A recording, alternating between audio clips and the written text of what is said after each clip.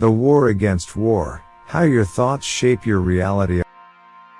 I want to take you on a journey today, a journey about how we can unknowingly fight battles that keep us stuck. This isn't just a story about overcoming obstacles, it's about understanding the invisible forces that shape our experience in life. Forces that, when misunderstood, can make us feel as if we're constantly at war. Now, let me tell you about a conversation I had years ago with a friend, someone whose wisdom made me rethink how I approach everything in life. His name is Ethan, and while he may not have been a philosopher or teacher in the traditional sense, his words struck me like nothing I had ever heard before. We were sitting on his porch one evening, watching the sunset. It was one of those calm, serene moments that invites deep reflection. We weren't talking about much at first. Just the usual stuff, the weather, the state of the world. But then, the conversation took a turn. He said, "You know, I've been thinking about something lately. I've been noticing how often we wage wars, not just against each other, but against the very things we don't want in our lives. Wars against poverty, against illness, against fear, against uncertainty. It's like we believe if we just fight hard enough, things will get better." At first, I didn't quite know where he was going with this. So, I listened as he continued, his voice steady but thoughtful. Most people think that if they take enough action, if they push hard enough against the things they don't want, that will solve their problems. They believe that action, in and of itself, is the key to change. So, they apply pressure to make their business succeed, pressure to fix their relationships, pressure to make money. But the truth is, this often only makes things worse. I could feel myself nodding, even though I hadn't fully understood yet what he was trying to say. Ethan looked at me, and his eyes softened as he went on. The reason why so many people feel like they're fighting a losing battle, whether it's in their finances, their personal lives, or their health, is because they're doing it all wrong. They think that fighting against what they don't want will make it go away. But that's not how the world works. He paused for a moment, allowing his words to sink in. It was quiet, and for the first time, I felt like I had heard something that made me question everything I knew. He continued, "Think about it. Every time you fight against something, every time you push against it with your thoughts, your emotions, and your actions, you're actually focusing on the lack of what you want.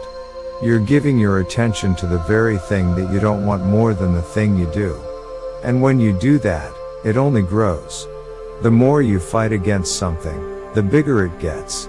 I sat in silence for a moment, trying to absorb what he was saying. Then it clicked. I had spent so many years of my life fighting against things, fighting against poverty, fighting against failure, fighting against fear. But all that fighting hadn't brought me peace. It had only fueled my anxiety, my frustration, and my sense of lack. Ethan went on, "When you fight against war, you're creating more war. It's the law of attraction. Whatever you focus on, you draw more of it into your experience. So, when you focus on the things you don't want, you're essentially inviting them into your life. But when you focus on the things you do want, the things that bring you peace, the things that make you feel abundant, that's when things start to change. You can't get more of what you want by pushing away what you don't want." It was like a light bulb went off in my head. I had been spending so much time and energy focusing on what I didn't want, whether it was money troubles, relationship struggles, or fears about the future. But I had never thought about how focusing on those things was keeping them alive in my experience. It wasn't the action that mattered, it was the focus.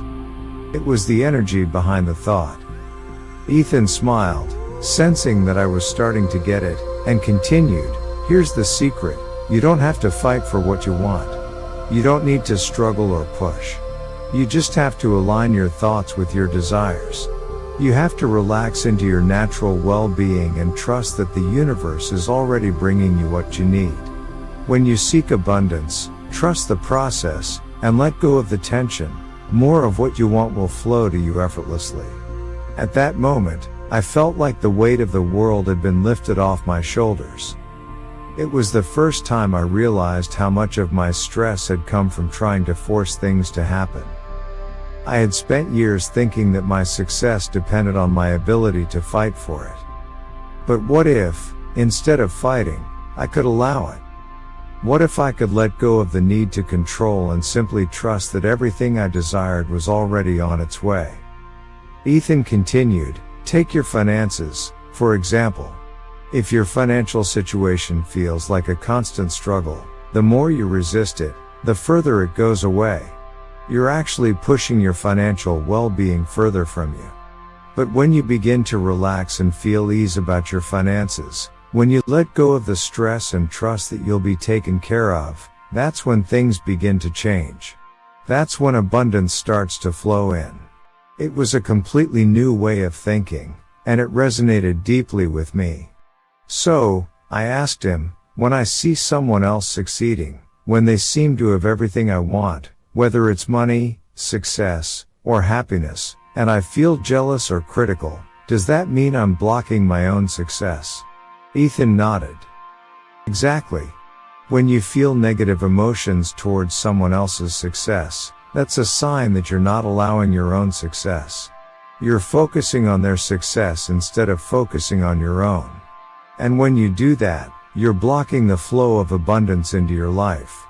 But when you realize that someone else's success doesn't take anything away from you, when you start seeing that there is enough for everyone, you shift your focus. You realign with your own desires. That's when you'll start attracting your own success. It was like everything finally made sense. Life wasn't about constantly fighting against the things we didn't want. It was about shifting our focus, choosing to look at the things we do want, and trusting that they are already on their way. Ethan finished by saying, your job isn't to focus on how or when things will happen. Your job is to stay aligned with what feels good to you. When you focus on feeling good, when you focus on the abundance you want, that's when you become a magnet for everything you desire. It's that simple. As I sat there, reflecting on everything he had shared, I realized that I had been fighting wars in my mind that were only making life harder. The real key to change wasn't pushing against the things I didn't want, it was letting go, trusting the process, and allowing the things I desired to flow into my life. I hope you found this story as powerful as I did. If it resonates with you, I encourage you to start thinking about where you're putting your energy. Are you fighting the things you don't want? Or are you shifting your focus to what you do want? Trust that the universe is always working with you, not against you. It's time to stop the war, and start allowing the peace, abundance, and success you deserve.